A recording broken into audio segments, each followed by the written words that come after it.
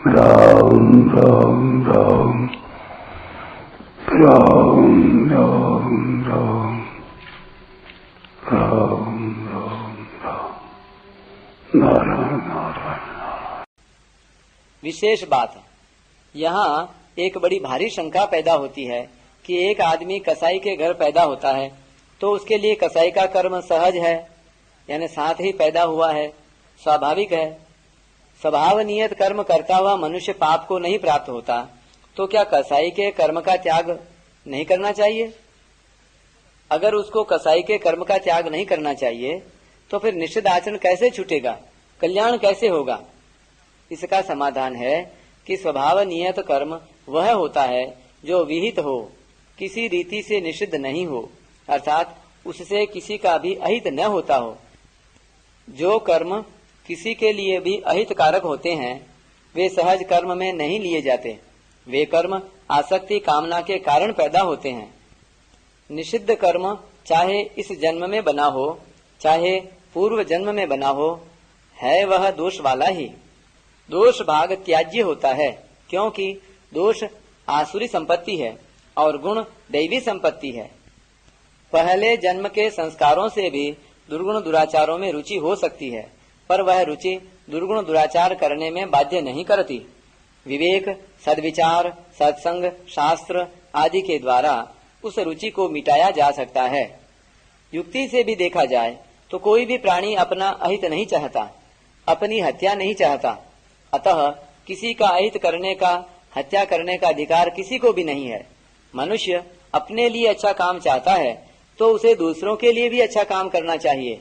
शास्त्रों में भी देखा जाए तो यही बात है कि जिसमें दोष होते हैं, पाप होते हैं, अन्याय होते हैं, वे कर्म वैकृत हैं, प्राकृत नहीं हैं, अर्थात वे विकार से पैदा हुए हैं, स्वभाव से नहीं।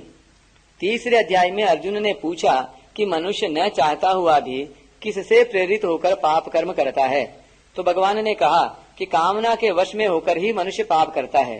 कामना को लेकर, क्रोध को लेकर, स्वार्थ और अभिमान को लेकर जो कर्म किए जाते हैं वे कर्म शुद्ध नहीं होते, अशुद्ध होते हैं।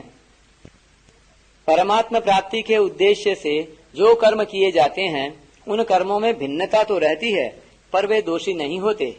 ब्राह्मण के घर जन्म होगा तो ब्राह्मणोचित कर्म होंगे, शूद्र के घर जन्म होगा तो शूद्रोचित कर्म होंगे, पर दोषी भाग किसी में भी नहीं होगा।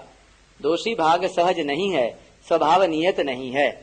दोष युक्त कर्म स्वाभाविक हो सकते हैं पर स्वभाव नियत नहीं हो सकते। एक ब्राह्मण को परमात्म तत्व की प्राप्ति हो जाए तो प्राप्ति होने के बाद भी वह वैसी ही पवित्रता से भोजन बनाएगा, जैसी पवित्रता से ब्राह्मण को रहना चाहिए वैसी ही पवित्रता से रहेगा। ऐसे ही एक अंत्यज को परमात्मा की प्राप्ति हो जाए तो वह जूठन भी खा लेगा, जैसे पहले रहता था वैसे ही रहेगा। परंतु ब्राह्मण ऐसा नहीं करेगा, क्योंकि पवित्रता से भोजन करना उसका स्वभाव नियत कर्म है, जबकि अंत्यज के लिए जूठन खाना दोषी नहीं बताया गया है। इसलिए सिद्ध महापुरुषों में एक एक से विचित्र कर्म होते हैं, पर वे दोषी नहीं होते। उनका स्वभाव राग द्वेष से रहित होने के कारण शुद्ध होता है। पहले के किसी पाप कर्म से कसाई के घर जन्म हो गया तो वह जन्म पाप का फल भोगने के लिए हुआ है, पाप करने के लिए नहीं। पाप का फल जाति, आयु और भोग बताया गया है, नया कर्म नहीं बताया गया। सती मूले तद विपाको जात्यायुर्भोगः, कर्म करने में वह स्वतंत्र है। यदि उसका चित्त शुद्ध हो जाए तो वह कसाई आदि का कर्म कर नहीं सकेगा। एक संत से किसी ने कहा कि अगर कोई अपना धर्म पशुओं को मारना ही मानता है तो वह क्या करे? तो उन संत ने बड़ी दृढ़ता से कहा कि यदि वह अपने धर्म के अनुसार ही लगातार 3 वर्ष तक पवित्रता पूर्वक भगवान के नाम का, अपने इष्ट के नाम का जप करे तो फिर वह मार नहीं सकेगा, कारण कि उसका पूर्व जन्म का अथवा यहाँ का जो स्वभाव पड़ा हुआ है वह स्वभाव दोषी है। यदि सच्चे हृदय से ठीक परमात्म तत्व की प्राप्ति चाहेगा तो वह कसाई का काम नहीं कर सकेगा, उससे अपने आप ग्लानि होगी, उपरति होगी। बिना कहे सुने उसमें सद्गुण स्वाभाविक आएंगे।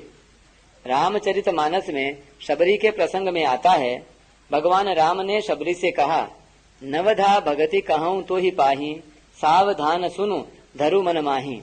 फिर 9 प्रकार की भक्ति कहकर अंत में भगवान ने कहा, सकल प्रकार भगति दृढ़ तोरे। तात्पर्य यह है कि भक्ति 9 प्रकार की होती है, इसका शबरी को पता ही नहीं है, परंतु शबरी में सब प्रकार की भक्ति स्वाभाविक ही थी।